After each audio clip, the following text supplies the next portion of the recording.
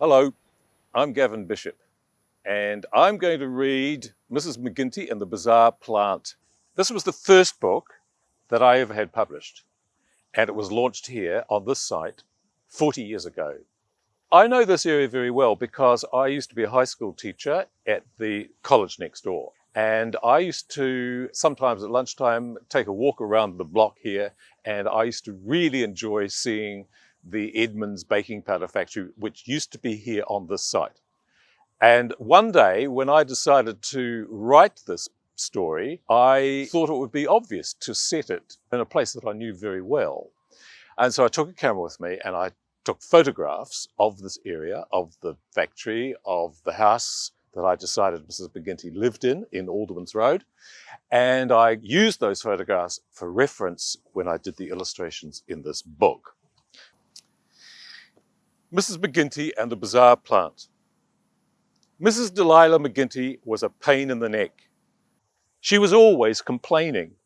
Everything was a bother and a nuisance. Although she was perfectly healthy, she was never well. The kids in the street were mean. They put stones in her letterbox.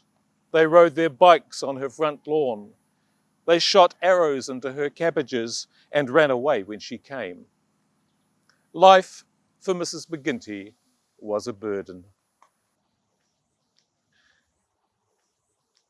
One spring morning on her way home from the doctor's, Mrs. McGinty visited a bring and buy sale.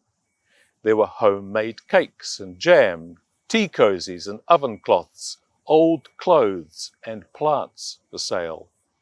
Mrs. McGinty bought a cucumber seedling in a yogurt pot. When she got home, she put it on the windowsill to catch the morning sun. That night, it began to grow. Next morning, Mrs. McGinty was surprised to find the plant was too big for its pot, so she took it outside and planted it by the back door. When darkness fell, the plant grew some more, a whole lot more. In the morning, the plant was taller than Mrs. McGinty's house. She didn't know what to do, so she gave it a drink and went inside and closed the door. Throughout the day and after work, people came from all over town to look and to stare. When they'd gone home, the plant began to grow again, and every night it grew some more. Mrs. McGinty became famous. She was the pride of the street. All through the summer, people came to see the plant.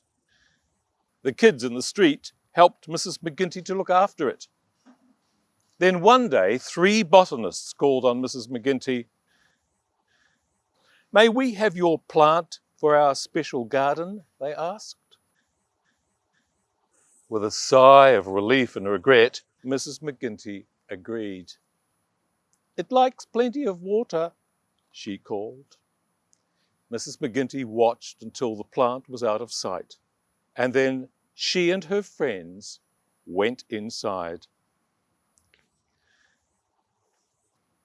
That night, in a secluded corner of the garden, the end, or the beginning.